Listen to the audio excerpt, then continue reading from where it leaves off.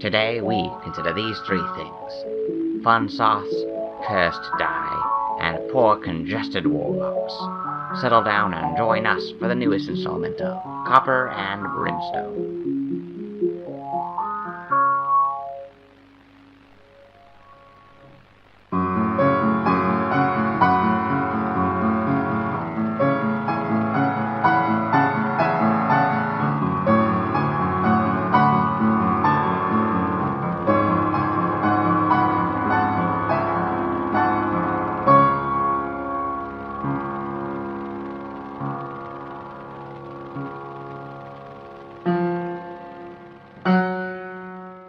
Hi everybody, welcome back. This, for the people listening, has not that bit. I thought vocal warm-ups were here for a reason, but apparently not. For the people at home listening, this probably hasn't been that long of a time. They're either listening a week later from the last episode, or they're binge watching or binge listening to the episodes, in which case, good for you. For us, it's been 2 weeks. It's been a long time. And we're talking about what happened in the last episode, and I wanted to mention that I'm very adamant about not changing my mistakes, because my mistakes are important. They're the way I learn, and I definitely have the guards walk in and be like, "You explain or we fight." So, my bad. Now we gotta fight. Well, you guys aren't fighting yet. I'm not fighting at all. You're... I'm in the kitchen. But Freya has a monkey in her bag. Yes. And I didn't write that down. A Not golden wrong. monkey. A golden monkey with ruby eyes. That's your monkey. Yes. What? Wait, what? Like a statue. A gold monkey statue. Where did this? It was in one of the crates. It was Oh, so in the hidden. crate? It was hidden in the spices. One of the spice vials. You opened it, and there was Okay. a golden monkey about the size of a soda can with ruby eyes. Freya grabbed this and put it in her bag right before the guards came in. Yes. Some stuff happened. I know we're gonna go a little bit backwards for the people listening. Freya tried to explain things. Didn't work out too well. Juno just charmed one of the guards. And I believe you're gonna say something to that guard. Also, I'll let you do that first. Or You might want to. Okay, I'll let you think about first. that. Freya, mentioned. Okay, the guards were like, "We shall fight if you don't explain." Cassandra described Freya straightening up, being like, "Is that an option?" Would you like to make an intimidation check for that? I would. Okay, make an intimidation check, and I want you to roll twice. And give me the higher number. That's a nat 1. Okay, give me the next one. It's okay, don't worry about it. 19. 19 plus your Hey. charisma modifier. 23. 23. You had advantage on that roll. Yes. So you roll twice. You get a 23. You successfully intimidate both of the guards. Charming will help. Charm person, I think that's basically what your spell is. That's the basics of what Fey Presence does. Yeah, you can make requests and stuff like that, and they're a little bit more likely to do what you say. They're both intimidated now. So Kreia straightens up and is like, fighting is an option basically, and the guards notice how large and strong this woman is, and they kind of simmer down a little bit, lower their weapons, think maybe it's not a great idea to do this right now. You charm one of them. Yes. Oh, sorry, Juno charms one of them. Yes. What does Juno do? Juno is on the ground, just dying, and they're gonna hold their nose and like kind of bat their eyelashes in like typical like this is like they're gonna try to be like as like innocent as possible. Okay. And they're going to talk to the guard that wasn't charmed. Mm-hmm. And they're gonna say, "Look, we are in just a little bit of a mishap right now. This guy gets it." They gesture to the one that is charmed. Like, just let us take care of this. You guys can go back to doing your guard thing, and everything will be okay. Can you at least explain what happened? No. Well, that's a private matter. But these are our shipments for our job. I feel like we deserve an explanation. Go ahead and make a persuasion check. So this is happening. Oh, that's a nat 1. Was that a 1 or a 7? Wait, crap. I think it was a 1. Okay. Wunderbar. They're still intimidated, but yeah, they want an explanation. And if you two don't remember, I think you guys thought there were drugs in the crate. Yeah. You guys can always lie. With your nat 1 persuasion. Yeah. Yeah. My nat 1 persuasion. I'm not certain that she would. Is the problem. Oh, Yeah. yeah. Alright. But we want an explanation at least. We will be going to the guards about this. The guards as in... The big guards. Big guards. They're very intimidated. They might have wet their pants. Aww. Yeah. Think about what Juno would say in this situation. Because, like, as much as they'd be inclined to lying, I feel like there'd be, like, some element of the truth in there. No problem. I feel like... Wait, never mind. That wasn't in character. We just heard some funny business going on back here, and we decided to check it out. The guards look at each other, and one of them was like, "You didn't find any cheaplins, did you?" No, I think we took care of all of those, but we might have seen one. Kreia, you remember seeing the Cheeblin?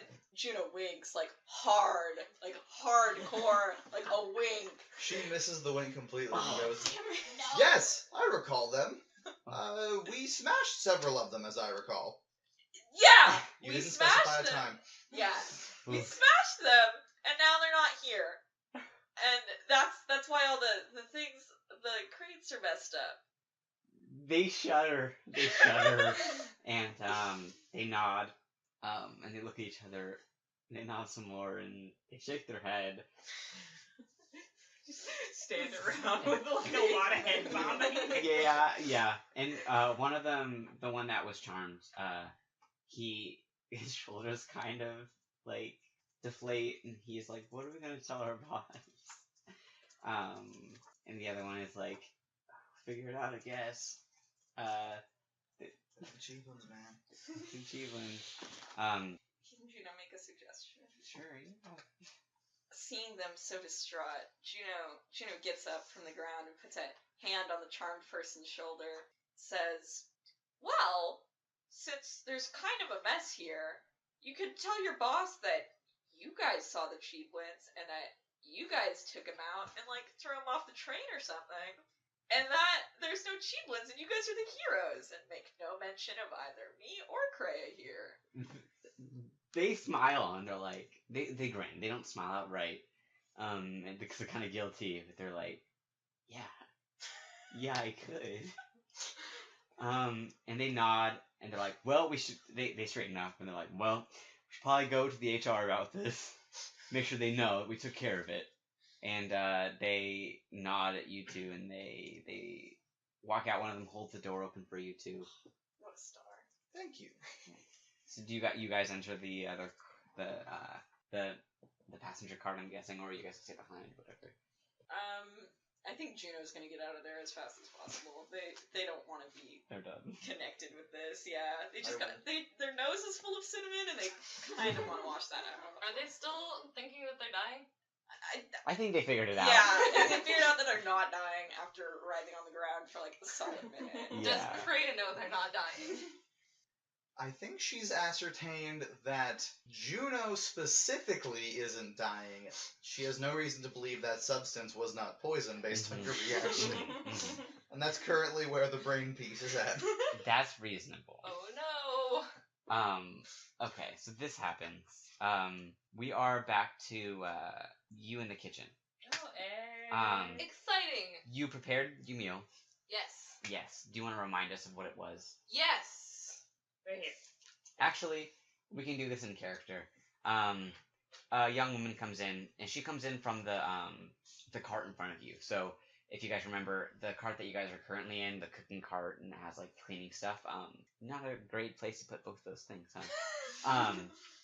It has that cart, and then behind that is the normal passenger cart. In front of that cart, there's the gambling and dining cart, and then in front of the dining and gambling cart, there's the luxury cart. The dining and gambling cart's only for the luxury passengers, anyways. A young woman comes in from that side. You guys, you've seen her around. You get the picture that she works here. She's basically the same job as you guys, except she's been working with the luxury passengers, and it makes sense. She's human. She looks fairly normal. And she comes in and she's like, "The passengers are getting hungry. You guys have something ready, right?" Yeah. Well, she smells it, of course. It's a rhetorical question. Temerity answers anyway. He gives this lady a look. And he's like, of course. He's not having it. She nods. Yes, we have something ready. What is it? Would you like to explain before we go out there? Do you want to do this or should I? Temerity shrugs. So we ended up making some chicken, we put them on some pancakes, and we put some sauce on the side. All right. It tastes better than it sounds. Good to hear. The passengers are probably going to want their own explanation. They might want to hear something a little bit more eloquent than that. No offense. We put chicken a la king on lemon chicken a la king on cakes le pain with a lovely tahani Wait, I have this. chopped gully leaf sauce. Talineg. Talinag Yeah. honey chopped gully leaf sauce. Should I add all those ingredients into the sauce or just like name You've the already- sauce? It's done. Just name the sauce. The sauce is love sauce. Fun sauce. Ooh, I like that. Ooh, fun sauce. I love the picture of like a dragonborn speaking French first of all. That makes me happy. Temerity's impressed. Wild. By the way, buy fun sauce on our store now. Yeah. It has all those things. Just kidding. It's like we squeeze like 50 Taco Bell packets. With a little bit of mayonnaise. And we're selling it. Okay, but like Talanog powder and chopped gully leaf are both things that I don't know if they exist. Oh no. I So- made those up. So, yeah, no. good luck with making that sauce. Yeah. I thought though, like gully leaf makes me think of like Harry Potter, like a thing he swallows. Gully weed. Yeah, Gully thank weed. you. Thank you. Okay. It makes me They think of give some seaweed. pills. So So we're just gonna get seaweed and chop it up smash it. Put some honey. with some honey. Yeah. Okay. Interesting. And some And like curry string. powder. or Yeah, something. yeah. String. This is gross. Fun sauce. Too much. First Scooby-Doo, now gross food. Oh my god. Okay. For listeners at home, I'm so sorry for everything. Edit it for out. those listening Try at it. home. Try it. Tell us how it is. This is just a disclaimer. If anybody tries and they go to the hospital, do not try this at home. We are not condoning this anyway whatsoever. Thank you. Anyways, so Esther, the girl, she nods and she she's waddling. Okay. Oh. I could have just scooted over. For those listeners at home, we just had some musical chairs happen. Yeah. Daphne, you might want to definitely come over here because the mic is over here. There we go. We're all There we go. friends. Yes. Good things. Cool. So, Esther leads you to the dining cart, and posh people are in there. They were recently gambling. They're putting away their different their different games. Fantasy Scrabble, Moncala, Club Penguin. Yeah. Penguin. Connect 4. Or one of the Um, groups playing D&D, but like aggressive D&D, fantasy D&D. Maybe. I want to believe that there is. No, they're all just playing posh games. I just have to say the mental image of a dragonborn and a tiefling walking, Yeah. this big dragonborn and this tiny tiefling child walking into this luxury cart is a really nice mental image, and I just wanted to share that. I'm imagining them in cooking outfits. Like, Oh, they all have aprons. They do have aprons. Okay. Yeah. Okay. Do So we have hats? Yes. Yes. They do now. sure. Oh. No, Temerity put holes in it. Temerity Yeah. just like what? Pop, and like There they are. Yes. okay. Shove that shit. Esther smiles and she's like, Our wonderful cooks have a meal for you all, and she motions to Kava. Hello! Here we have chicken a la king on cake le pain with some fun sauce. And a lot of the customers seem kind of tentative. Some of them, their eyebrows raised at the mention of French, and they, I don't know. I imagine that some of them would have dainty fans that they would fan themselves with, and it's like ooh, and they nod and soft murmurs, go throughout the room, and you serve the tables. And I want you come to the first table, and I want you to roll a d20 and just give me what number it is. Do you mind handing me that bag? I got it. Thank you. Oh. Maybe I shouldn't have gotten it. Okay. What is 9. it? A 9? Oh, and also I wanted to let you guys decide. I have certain stupid systems for the way I do non-combat things. Do you want to know the system, or do you want to just have the game immersive? How important is the system for us to know, and how important is the system for the listeners at home to know? It's not important to anybody. It's just I thought you guys might think it was interesting. I can always share it with you later. I want to know. Okay. Explain it. The listeners at home want to know. Okay, I can hear them. They're telling me. The first thing you guys are doing, you're rolling to see which part of the food this person's gonna eat. Okay. Okay. You got a 9. Yes. This person, he's an older gentleman. He eats the chicken and the pancakes. He does not try the sauce. The pancakes earlier you succeeded in a bunch of checks, so Yeah. they have a +2. So roll another d20. You can do that, Scott. 2 2. +2 is 4. Oh. His DC was 5, guys. Aww. He takes a bite and he chews and he's like, and he nods at you and doesn't take any more bites. You go to the next table and you serve them. I want you to roll another. Ooh. That's a 7. They eat only the pancakes. They probably saw this guy take a bite of the chicken. They're like, ugh, so they just try the pancakes alone. Pancakes, fortunately, are the +2. So roll another dice, either one of you. That's a nat 1. Oh my god. Why? no. Fantastic. There are a couple. They take a bite of the pancakes, and the woman, she kind of gags a little bit. Oh no. And the gentleman pats her on the back and gives you guys a look and kind of glare. Roll another one more dice. You come to the last table. You roll this one. Do you guys want to use my die? Yeah, please. You roll this one. I'll roll the next one. Please don't crystallize this dice. Trying not to. A 20. What? Okay. I planned for this. Oh my gosh. She doesn't eat the food, but she looks at you. She smiles. And she slides you guys a 2 gold piece tip each. Nice. Wait, without eating the food? Mm-hmm. She's just like, Who is she? you guys are cool. She looks the wealthiest out of all of them. I can let you guys make there's no freaking knowledge checks, I don't think, in D&D, is there? You do like history. Do a straight intelligence check. I'll make you guys do a straight intelligence check. There's insight and there's perception. Insight? Yeah, it can be an insight. Yeah, sure. Insight. Go ahead. Nat 20.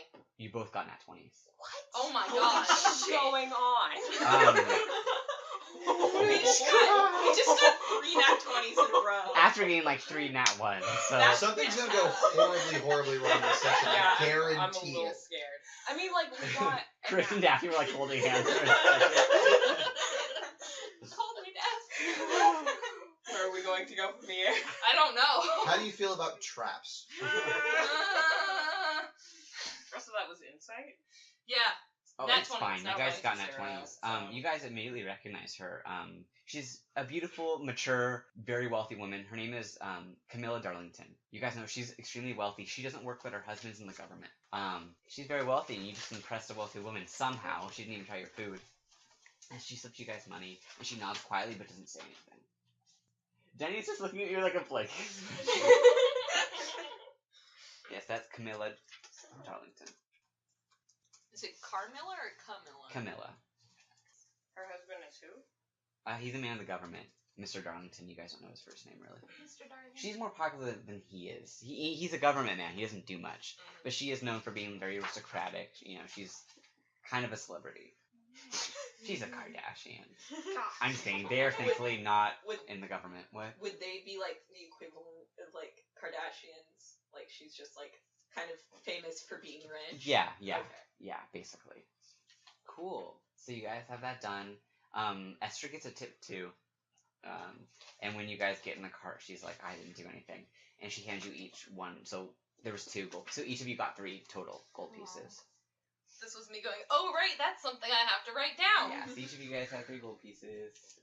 She thinks you guys, she's like, at least Camilla liked it. Do we get to try our food? Yeah, totally. Well, it's absolutely. Do you want to roll crap. for it? Yes, I do want to roll for it, You guys want to actually. set it, like, I mean, what would be the difficulty class? How easy are they to please as far as food goes? If something is edible, Temerity will eat it. Okay, pretty low, like a 5. Yeah. I'd say she has specific likes, but she'd still eat whatever's there. Okay, so I'm gonna say a 10. Yeah. That's decent, right? Like Okay, a yeah. normal person. Temerity's not Do you going want nuts. your dice? I got a nat 20 with this. I'm sticking Okay, with oh it. yeah, go with her. Let's see what I got another nat 20. you got an 11, so that's right above yours. You will bring doom upon us all. You're taking all of our nat 20. On food This tasting. This is because in the other campaign that I'm in, I got so many nat 1s. I started off a combat with a nat 1. I'm so sorry. This is the universe saying I'm so sorry. Yeah, yeah. So, Temerity loves it. Do you want to describe how it feels to just eat this Oh, food? it's so good. Temerity is just, he's like shoveling all of this food into his face like it is the only food that he's ever eaten. And he's just so happy and excited. Because he's like, I made this food, it looked pretty, and then I shoved it in my face, and it tasted pretty, and it's just really good. And he opens up his little pouch, and he takes part of the little pancake, and he dips it in the Aw. sauce, and he gives it to Trust. Aww. Good stuff. Trust loves it. Does he get like a little ratatouille scene? Like when the food critic eats the food and he's like remembers his childhood. Oh my god. No, because his childhood wasn't good. Well, fair. whoops. Gets a future forward. My What future life will could be you okay because I'm eating this food. Mm-hmm. He's happy. He's a happy kiddo. Good. Kava is okay with it. Kava, you're like, yeah. Yeah, I don't know why they were so gross about it. really though. Yeah, rich people have weird palates. They do, though. I can't believe. I mean, Disney was a fun. That's just going to show that I'm not a mean DM. Okay. The dice are just mean. The dice are